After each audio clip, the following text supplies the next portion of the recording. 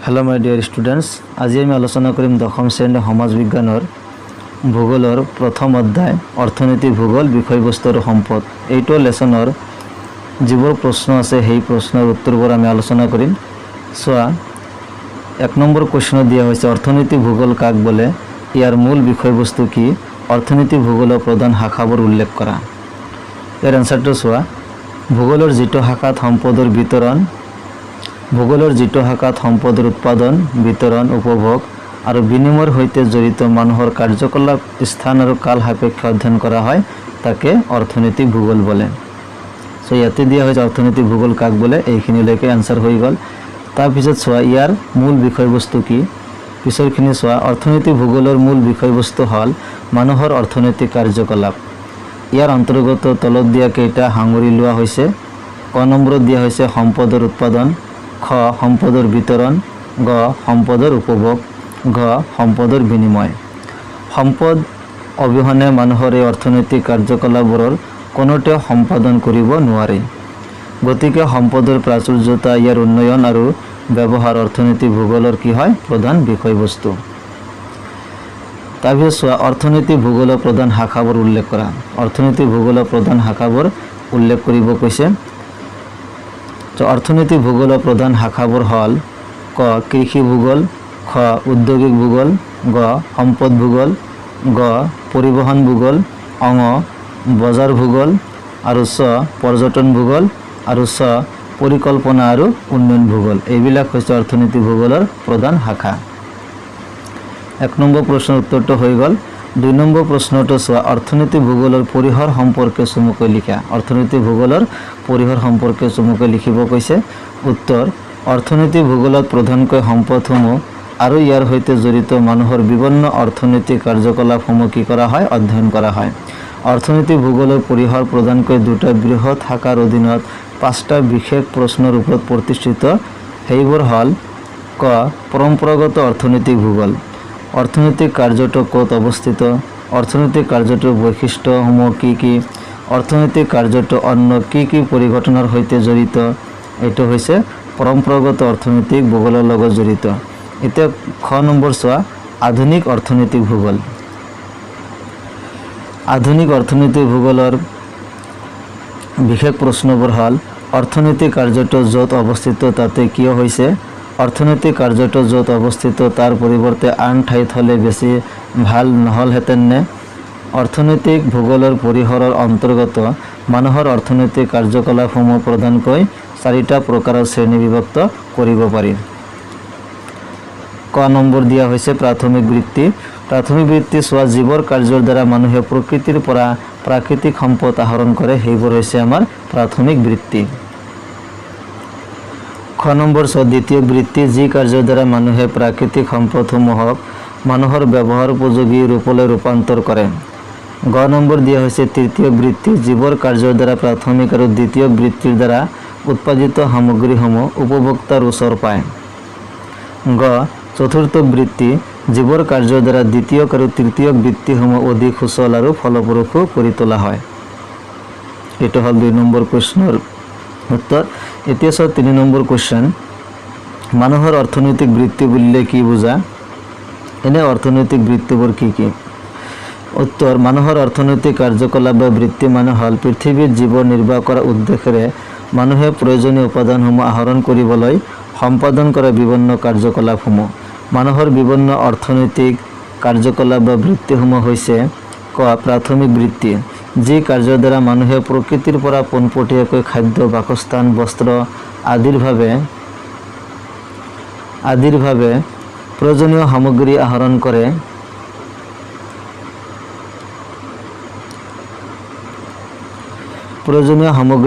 কৰে। তাকে কি বুলি কোৱা হয় প্ৰাথমিক বৃত্তি বোলে। যেনে কৃষি কাৰ্য কৰা, অৰণ্যৰ পৰা খাদ্য সামগ্ৰী আহৰণ কৰা, খনিজ সম্পদৰ আহৰণ কৰা, মাছ মৰা কাৰ্য আদি প্ৰাথমিক বৃত্তিৰ উদাহৰণ। খ নম্বৰ ২ নম্বৰটো চোৱা দ্বিতীয় বৃত্তি, যি কাৰ্যৰ দ্বাৰা মানুহে প্ৰাথমিক কাৰ্যৰ দ্বাৰা আহৰণ কৰা কেঁচামালসমূহক বিভিন্ন প্ৰযুক্তিৰ জৰিয়তে এক ব্যৱহাৰ উপযোগী সামগ্ৰীলৈ পৰিৱৰ্তন কৰে, তাকে কি বুলি কয় দ্বিতীয় বৃত্তি বোলে। যেনে শিল্পোৎপাদন, নিৰ্মাণ তথা পুনৰ নিৰ্মাণ কাৰ্য আদি এইবিলাক হৈছে দ্বিতীয় পৰ্যায়ৰ দ্বিতীয় বৃত্তিৰ উদাহৰণ। 3 নম্বৰটো চোৱা তৃতীয় বৃত্তি যি কাৰ্যৰ দ্বাৰা মানুহে প্ৰাথমিক আৰু দ্বিতীয় বৃত্তিৰ জৰিয়তে উৎপাদিত সামগ্ৰীসমূহ উপভোক্তাৰ ওচৰ চপায় আৰু উৎপাদক আৰু উপভোক্তাৰ মাজত সম্পৰ্ক স্থাপন হয় তাকে তৃতীয় বৃত্তি বোলে। যেনে পৰিবহণ, যোগাযোগ, বজাৰ, পাইকাৰী বা খুচুৰা বিক্ৰী, পৰ্যটন কাৰ্য আদি তৃতীয় বৃত্তিৰ উদাহৰণ। 4 নম্বৰ চোৱা চতুৰ্থ বৃত্তি যি কাৰ্যৰ দ্বাৰা দ্বিতীয় আৰু তৃতীয় বৃত্তিসমূহ অধিক সুচল আৰু ফলপ্ৰসূ কৰি তোলাত সহায় কৰে তাকে চতুৰ্থ বৃত্তি বোলে। নিৰ্দিষ্ট দক্ষতা, বুদ্ধিমত্তা, দূৰদৃষ্টি, সম্পন্নতা, নৈপুণ্যতা গুণ আদিৰ প্ৰয়োজন হয়। যেনে বেংক বা অনাবৃত্তীয় প্ৰতিষ্ঠান, প্ৰচাৰ মাধ্যম, প্ৰশাসন, শিক্ষা তথা গৱেষণা প্ৰতিষ্ঠান আদি এইবিলাক হৈছে চতুৰ্থ বৃত্তিৰ উদাহৰণ। এতিয়া চোৱা কুৱেশ্যন নম্বৰ 4 অৰ্থনীতি ভূগোলৰ প্ৰধান শাখাসমূহৰ বিষয়বস্তু সম্পৰ্কে চমুকৈ লিখা। অৰ্থাৎ অৰ্থনীতি ভূগোলৰ যিবোৰ শাখা আছে অলপ আগতে পঢ়িলোঁ সেই শাখাসমূহৰ বিষয়বস্তু কি সেই সম্পৰ্কে চমুকৈ লিখিব কৈছে। উত্তৰ অৰ্থনীতি ভূগোলৰ প্ৰধান শাখাসমূহৰ বিষয়বস্তুসমূহ হ'ল 1 নম্বৰ কৃষি ভূগোল। কৃষি ভূগোলত প্ৰধানকৈ কৃষি কাৰ্যৰ সৈতে জড়িত কাৰকসমূহ, কৃষিৰ প্ৰকাৰ, কৃষি বিতৰণ, কৃষি পদ্ধতি, শস্যৰ উৎপাদন তথা ইয়াৰ লগত জড়িত তত্ত্ব, বজাৰ, কৃষি সামগ্ৰী আমদানি ৰপ্তানি আদিৰ দৰে বিষয়সমূহ অধ্যয়ন কৰা হয়। 2 নম্বৰ চোৱা ঔদ্যোগিক ভূগোল। ঔদ্যোগিক ভূগোলত উদ্যোগ স্থাপনৰ সৈতে জড়িত কাৰকসমূহৰ লগতে উদ্যোগৰ প্ৰকাৰ, ভৌগোলিক বিতৰণ, ঔদ্যোগিক সামগ্ৰীসমূহৰ উৎপাদন, উদ্যোগসমূহৰ অৱস্থানৰ সৈতে জড়িত তত্ত্ব বা অঞ্চলভুক্তিকৰণ, ঔদ্যোগিক সামগ্ৰীৰ বজাৰ তথা আমদানি ৰপ্তানি আদিৰ দৰে বিষয়সমূহ অধ্যয়ন কৰা হয়। 3 নম্বৰটো দিয়া হৈছে সম্পদ ভূগোল। সম্পদ ভূগোলত সম্পদৰ প্ৰকাৰ, সম্পদসমূহৰ আঞ্চলিক বিতৰণ, উদ্ঘাটন তথা উৎপাদনৰ লগতে সম্পদ আৰু উন্নয়নৰ মাজৰ সম্পৰ্ক, সম্পদৰ সংৰক্ষণ তথা ব্যৱস্থাপনা আদি অধ্যয়ন কৰা হয়। 4 নম্বৰত দিয়া হৈছে পৰিবহণ ভূগোল।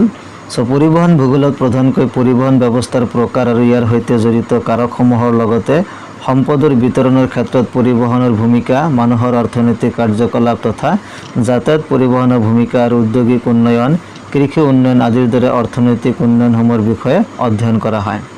5 নম্বৰত দিয়া হৈছে বজাৰ ভূগোল। বজাৰ ভূগোলত বজাৰ স্থাপনৰ সৈতে জড়িত কাৰকসমূহৰ লগতে বজাৰসমূহৰ বিতৰণৰ ধৰণ আৰু ইয়াৰ সৈতে জড়িত তত্ত্বসমূহৰ অধ্যয়নক সামৰি লোৱা হয়। 6 নম্বৰ পৰিকল্পনা আৰু উন্নয়ন ভূগোল। পৰিকল্পনা আৰু উন্নয়ন ভূগোলত অৰ্থনৈতিক উন্নয়নৰ সৈতে জড়িত কাৰকসমূহৰ লগতে পৰিকল্পনা কৌশল, বহনক্ষম উন্নয়ন, আঞ্চলিক তথা সম্পদ ভিত্তিক উন্নয়ন প্ৰক্ৰিয়া আদিৰ বিষয়ে অধ্যয়ন কৰা হয়। 7 নম্বৰত দিয়া হৈছে পৰ্যটন ভূগোল। পৰ্যটন ভূগোলত পৰ্যটনৰ সৈতে জড়িত কাৰকসমূহৰ লগতে পৰ্যটনৰ প্ৰকাৰ, পৰ্যটন ব্যৱস্থাৰ বিকাশ আৰু পৰিকল্পনা প্ৰক্ৰিয়া আদিৰ বিষয়ে অধ্যয়ন কৰা হয়। কুৱেশ্যন নম্বৰ 5 সম্পদ ভূগোলক কি অৰ্থনীতি ভূগোলৰ এটি গুৰুত্বপূৰ্ণ শাখা বলা হয়? দেশ এখনত উপলব্ধ সম্পদৰ গুণাগুণ, সম্পদৰ পৰিমাণ আৰু সঠিক ব্যৱহাৰৰ সৈতে দেশখনৰ অৰ্থনৈতিক উন্নয়ন জড়িত হৈ থাকে। আনহাতে অৰ্থনীতি ভূগোল আৰু ইয়াৰ বিভিন্ন শাখা আৰু উপশাখাবোৰৰ অধ্যয়ন সম্পদ ভূগোলৰ সৈতে পোনপটীয়াকৈ জড়িত। সেয়েহে সম্পদ ভূগোলক অৰ্থনীতি ভূগোলৰ এটি গুৰুত্বপূৰ্ণ শাখা বলা হয়। কুৱেশ্যন নম্বৰ 5 হৈ গ'ল। এতিয়া চাওক কুৱেশ্যন নম্বৰ 6 সম্পদ বুলিলে কি বুজায়, ইয়াৰ প্ৰধান বৈশিষ্ট্যসমূহ উল্লেখ কৰা। অৰ্থাৎ সম্পদ মানে কি সেইটো লিখিব লাগে আৰু সম্পদৰ কি কি বৈশিষ্ট্য আছে সেই সম্পৰ্কে আলোচনা কৰিব লাগে। চোৱা ইয়াৰ উত্তৰটো হ'ব সকলো জীৱ আৰু পৰিস্থিতিতন্ত্ৰৰ কাৰ্যাৱলী সম্পন্ন কৰিবলৈ প্ৰয়োজনীয় সম্পত্তিৰ উৎস ৰাজহ যোগান বা সহায়ক সম্পদ বুলি কোৱা হয়। অন্য অৰ্থত মানুহৰ বিভিন্ন চাহিদা পূৰণ কৰা বস্তুবোৰকে কি বোলে? সম্পদ বোলে। এই সম্পদবোৰক দেশ এখনৰ উমৈহতীয়া অৱলম্বন হিচাপে সংজ্ঞাবদ্ধ কৰা হয়। প্ৰকৃতিত উপলব্ধ বায়ু, পানী, সূৰ্যৰ ৰশ্মি, মাটি, গছ গছনি, খনিজ পদাৰ্থ, মাছ আদি উপাদানবোৰক সম্পদ বুলি গণ্য কৰা হয়, কিয়নো এইবোৰে পৃথিৱীক মানুহৰ বাসোপযোগী কৰি তোলাৰ ক্ষেত্ৰত বিভিন্ন প্ৰকাৰে সহায় কৰে। প্ৰখ্যাত অৰ্থনীতিবিদ জিম্মাৰমানৰ মতে সম্পদৰ মূল বৈশিষ্ট্যসমূহ হৈছে উপকাৰিতা। সম্পদৰ আটাইতকৈ গুৰুত্বপূৰ্ণ বৈশিষ্ট্যটো হ'ল যে ই বিভিন্ন ধৰণে মানুহৰ বাবে উপযোগী হোৱা উচিত। মানুহৰ জীৱন ধাৰণৰ বাবে প্ৰয়োজনীয় কিছুমান চৰ্ত পূৰাব পাৰিব লাগিব।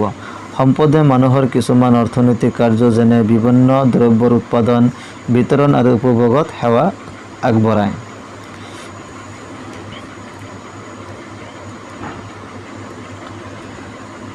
তাৰপিছতটো হৈছে কাৰ্যকাৰিতা। সকলো সম্পদৰে নিৰ্দিষ্ট কাৰ্যকাৰিতা আছে, অৰ্থাৎ এইবোৰ নিৰ্দিষ্ট কাৰ্যক্ষমতা সম্পন্ন বা উপযোগিতা সম্পন্ন হোৱা বাঞ্ছনীয়। উদাহৰণস্বৰূপে বিভিন্ন উদ্যোগৰ বাবে খনিজ সম্পদৰ প্ৰয়োজন, শস্যই মানৱ জীৱন নিৰ্বাহকায়, বননীয়ে মানুহে নিশাহত এৰি দিয়া কাৰ্বন ডাই অক্সাইড শোষণ কৰাৰ লগতে কাঠ, পশুখাদ্য, জীৱ জন্তুৰ বাসস্থান আদিৰ যোগান ধৰে। এনেকৈয়ে প্ৰত্যেক সম্পদৰ এক নিজস্ব কাৰ্যকাৰিতা আছে। Question number 7। কুৱেশ্যন নম্বৰ 7টো দিয়া হৈছে সম্পদ পৰিৱৰ্তনশীল ব্যাখ্যা কৰা। অৰ্থাৎ সম্পদ যে পৰিৱৰ্তনশীল হয় এইটো ব্যাখ্যা কৰিব কৈছে। ইয়াৰ উত্তৰটো হ'ল সম্পদৰ এটা বৈশিষ্ট্য হ'ল ইয়াৰ পৰিৱৰ্তনশীল দিশটো। কেতিয়াবা প্ৰকৃতিত পোৱা কোনো এটা সামগ্ৰী বৰ্তমান উপকাৰী নহ'লেও পিছলৈ উপকাৰী সামগ্ৰী হ'ব পাৰে আৰু সম্পদলৈ পৰিৱৰ্তন হ'ব পাৰে। এনেধৰণৰ বস্তুক নিষ্ক্ৰিয় সামগ্ৰী বোলা হয়। উদাহৰণস্বৰূপে সাগৰৰ পানী বৰ্তমান অধিক ব্যৱহাৰ নহয়, কিন্তু আশা কৰা হয় যে ইয়াৰ পৰা মানুহৰ বাবে উপযোগী বস্তু তৈয়াৰ কৰিব পৰা হ'ব। তেনেদৰে বৰ্তমান অৱস্থাৰ হৈ থকা বস্তু এটা তেনেধৰণৰ একে বস্তুৰ আৱিষ্কাৰ হ'লে ব্যৱহাৰ হৈ থকা বস্তুটো ব্যৱহাৰহীন হৈ যাব পাৰে। খনিজ তেল বৰ্তমানে অত্যাধিক ব্যৱহৃত হোৱা সম্পদ আৰু ইয়াৰ অবিহনে দেশ এখনৰ অৰ্থনৈতিক উন্নয়ন অসম্ভৱ। কিন্তু অদূৰ ভৱিষ্যতে কম খৰচী আৰু সহজলভ্য বিকল্প দ্ৰব্যৰ উদ্ভাৱনে ইয়াক অব্যৱহৃত সামগ্ৰীলৈ পৰিৱৰ্তন কৰিব পাৰে। গতিকে সম্পদৰ উপকাৰিতা সাময়িক, ইয়াৰ সময় সাপেক্ষ পৰিৱৰ্তন হ'ব পাৰে। মানুহৰ বাবে হানিকাৰক বা অপকাৰী দ্ৰব্যক প্ৰতিৰোধক বোলে। উদাহৰণস্বৰূপে দামোদৰ নদীৰ বানপানীয়ে মানুহৰ জীৱন আৰু সম্পত্তিৰ বিস্তৰ ক্ষতিসাধন কৰিছিল, কিন্তু যেতিয়া এই পানী বান্ধ দি বাধা দিয়া হয় তেতিয়া ই অতি উপকাৰী হৈ পৰে আৰু মানুহৰ বসতি আৰু কৃষিত সহায়ক হয়।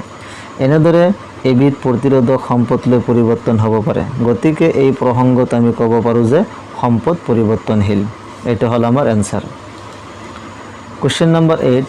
সম্পদৰ প্ৰয়োজনীয়তা সম্পৰ্কে উদাহৰণসহ চমুকৈ আলোচনা কৰা। উত্তৰ: সম্পদে মানুহক বিভিন্ন ধৰণে সহায় কৰে। সম্পদৰ কিছুমান প্ৰয়োজনীয়তা তলত উল্লেখ কৰা হ'ল। ক. জীৱন ধাৰণৰ অৱস্থাৰ উন্নয়ন। সম্পদৰ প্ৰাচুৰ্যতাই মানুহৰ মৌলিক প্ৰয়োজন অন্ন, বস্ত্ৰ আৰু বাসস্থানৰ প্ৰয়োজন পূৰণ কৰাৰ উপৰিও মানুহৰ অন্যান্য প্ৰয়োজনবোৰো পূৰণ কৰে। ই জীৱন ধাৰণৰ মানদণ্ডৰ উন্নয়ন কৰে। উদাহৰণস্বৰূপে ধান, ঘেঁহু আদি কৃষি দ্ৰব্য মানুহৰ খাদ্যদ্ৰব্য হিচাপে ব্যৱহৃত হোৱাৰ উপৰিও এইবোৰে জীৱিকা উপাৰ্জনত সহায় কৰে। খ. আৰ্থ-সামাজিক উন্নয়ন। প্ৰয়োজনীয় সম্পদ অবিহনে কোনো এখন দেশে অগ্ৰগতি লাভ কৰিব নোৱাৰে। উদ্যোগ, কৃষি, বেপাৰ বাণিজ্যৰ বাবে খনিজ সম্পদ, কৃষি দ্ৰব্য, বনজ দ্ৰব্য, মানৱ সম্পদ আদিৰ প্ৰয়োজন হয়। বহু দেশৰ অনগ্ৰসৰতাৰ কাৰণ হ'ল প্ৰয়োজনীয় পৰিমাণৰ সম্পদৰ অভাৱ। গতিকে দেশ এখনৰ আৰ্থ-সামাজিক উন্নয়ন সম্পদৰ প্ৰাচুৰ্যতাৰ ওপৰত বহু পৰিমাণে নিৰ্ভৰশীল। গ. মানৱ কল্যাণ। মানৱ সমাজৰ বিকাশ সম্পদ আৰু ইয়াৰ সঠিক ব্যৱহাৰৰ ওপৰত পোনপটীয়াকৈ নিৰ্ভৰশীল। সম্পদে মানুহৰ জীৱন ধাৰণৰ বাবে প্ৰয়োজনীয় অভাৱবোৰ পূৰণ কৰে। Question number 9। সম্পদ আৰু মানুহৰ মাজত থকা সম্পৰ্কৰ বিষয়ে চমুকৈ লিখা। উত্তৰটো চোৱা। সম্পদ আৰু মানুহৰ মাজত এক নিবিড় সম্পৰ্ক আছে। এটাৰ অবিহনে আনটো ভৰ্তি থাকিব নোৱাৰে বা বিকাশ সাধন কৰিব নোৱাৰে। সম্পদৰ সৈতে মানুহ তিনি ধৰণে জড়িত। ক. সম্পদৰ উৎপাদক হিচাপে। মানুহেই সম্পদৰ অন্তিম উৎপাদক। মানুহৰ বাবে প্ৰয়োজনীয় অধিক সংখ্যক সম্পদ প্ৰকৃতিত পোৱা যায় যদিও তাৰে বেছিভাগ কেঁচা সামগ্ৰীৰ ৰূপত বা ব্যৱহাৰ অনুপযুক্ত অৱস্থাত পোৱা যায়। এনেবোৰ সম্পদ মানুহে প্ৰয়োজন অনুসৰি ৰূপান্তৰ কৰি ব্যৱহাৰোপযোগী কৰি লয়। খনিজ সম্পদ, বনজ সম্পদ, জলসম্পদ, কৃষি সম্পদ আদি মানুহৰ সক্ৰিয় ভূমিকাৰ অবিহনে বিকশিত কৰা সম্ভৱ নহয়। গতিকে মানুহ সকলো সম্পদৰ প্ৰধান ৰূপান্তৰক। উদাহৰণস্বৰূপে মানুহৰ দ্বাৰা উৎপাদিত সম্পদবোৰ হ'ল প্ৰযুক্তিবিদ্যা, ঘৰ, ৰাস্তা, উদ্যোগ, বিদ্যালয়, কাৰ্যালয়, যান-বাহন আদি। খ. বন সম্পদ উপভোগকাৰী হিচাপে। মানুহ সম্পদৰ উপভোক্তা। মানুহে খাদ্যশস্য, কাপোৰ, খনিজ তেল আৰু বিভিন্ন ধৰণৰ মানৱ সৃষ্ট সামগ্ৰীবোৰ উপভোগ বা ব্যৱহাৰ কৰে। পানী, বায়ু, খাদ্য, বস্ত্ৰ, বাসস্থান আদি প্ৰয়োজনীয় সম্পদৰ অবিহনে মানুহে স্বাভাৱিক জীৱন যাপন কৰিব নোৱাৰে। গতিকে পৃথিৱীৰ জীৱন ধাৰণত সম্পদে এক গুৰুত্বপূৰ্ণ ভূমিকা পালন কৰে। প্ৰাকৃতিক সম্পদ আৰু মানৱ সৃষ্ট সম্পদবোৰ কেনেদৰে ব্যৱহাৰ বা বিকাশ হ'ব সেয়া নিৰ্ভৰ কৰে মানুহৰ ওপৰত। মানৱ জ্ঞান আৰু ইয়াৰ প্ৰসাৰৰ ওপৰত সম্পদ উন্নয়ন স্তৰ নিৰ্ভৰশীল। তদুপৰি মানুহৰ চাহিদা আৰু নতুন প্ৰযুক্তিৰ বিকাশৰ ওপৰত সম্পদৰ পৰিৱৰ্তনশীল প্ৰকৃতিৰ নিৰ্ভৰ কৰে। কুৱেশ্যন নম্বৰ 10, সম্পদ আৰু বিজ্ঞান প্ৰযুক্তিৰ মাজত থকা সম্পৰ্ক চমুকৈ আলোচনা কৰা। সম্পদ আৰু বিজ্ঞান প্ৰযুক্তিৰ মাজত কি সম্পৰ্ক আছে সেইটো আলোচনা কৰিব লাগে। ইয়াৰ উত্তৰটো চোৱা, সম্পদ আৰু বিজ্ঞান প্ৰযুক্তিৰ মাজত পাৰস্পৰিক সম্পৰ্ক আছে। এই দুয়োটাৰ মাজৰ পাৰস্পৰিক সম্পৰ্কক তলত উল্লেখ কৰা তথ্যৰ পৰা অনুধাৱন কৰিব পাৰি। ক, সম্পদৰ আৱিষ্কাৰ। প্ৰায় সকলোবোৰ সম্পদৰ আৱিষ্কাৰৰ ক্ষেত্ৰত বিজ্ঞানে আমাক সক্ষম কৰি তুলিছে। বিজ্ঞান আৰু প্ৰযুক্তিৰ অবিহনে বেছিভাগ সম্পদে লুপ্ত আৰু অজ্ঞাত হৈ থাকিলেহেঁতেন। আধুনিক বিজ্ঞান প্ৰযুক্তিৰ ব্যৱহাৰ অবিহনে বৰ্তমান আমি ব্যৱহাৰ কৰি থকা বহুতো খনিজ সম্পদ ভূগৰ্ভত লুপ্ত অৱস্থাত থাকিলহেঁতেন। খ, নিষ্ক্ৰিয় সামগ্ৰী ৰূপান্তৰ। বিজ্ঞান আৰু প্ৰযুক্তিৰ উন্নয়নৰ বাবে মানুহৰ কৌশল আৰু শ্ৰম ব্যৱহাৰ কৰি পৃথিৱীৰ বহুতো নিষ্ক্ৰিয় সামগ্ৰী আৰু প্ৰতিৰোধকক সম্পদলৈ ৰূপান্তৰিত কৰিব পৰা হৈছে। গ, সম্পদৰ উচিত ব্যৱহাৰ। বিজ্ঞান আৰু প্ৰযুক্তিয়ে সম্পদৰ সঠিক ব্যৱহাৰত সহায় কৰিছে। বিজ্ঞানী আৰু গৱেষকসকলে পূৰ্বস্থিত সম্পদবোৰৰ ভালেমান নতুন ব্যৱহাৰ উদ্ভাৱন কৰি এই সম্পদসমূহক অধিক উপযোগী কৰি তুলিছে। কুৱেশ্যন নম্বৰ 11 চোৱা, উদাহৰণসহ সম্পদৰ শ্ৰেণীবিভাজন সম্পৰ্কে লিখা। সম্পদৰ শ্ৰেণীবিভাজন উদাহৰণসহ কি কৰিব কৈছে, লিখিব কৈছে। উত্তৰ, সম্পদক বিভিন্ন ধৰণে শ্ৰেণীবিভাজন কৰা হৈছে। নিম্নলিখিত বৈশিষ্ট্যসমূহৰ ভিত্তিত সম্পদসমূহৰ শ্ৰেণীবিভাজন ব্যাখ্যা কৰিব পাৰি। ক, সৃষ্টি প্ৰক্ৰিয়াৰ ভিত্তিত। প্ৰাকৃতিক সম্পদ। প্ৰাকৃতিকভাৱে সৃষ্টি হৈ প্ৰকৃতিত বিয়পি থকা সম্পদবোৰক প্ৰাকৃতিক সম্পদ বোলে, যেনে পানী, বায়ু, সূৰ্য ৰশ্মি, মাটি, খনিজ সম্পদ, গছ-গছনি, প্ৰাণী, নদী ইত্যাদি।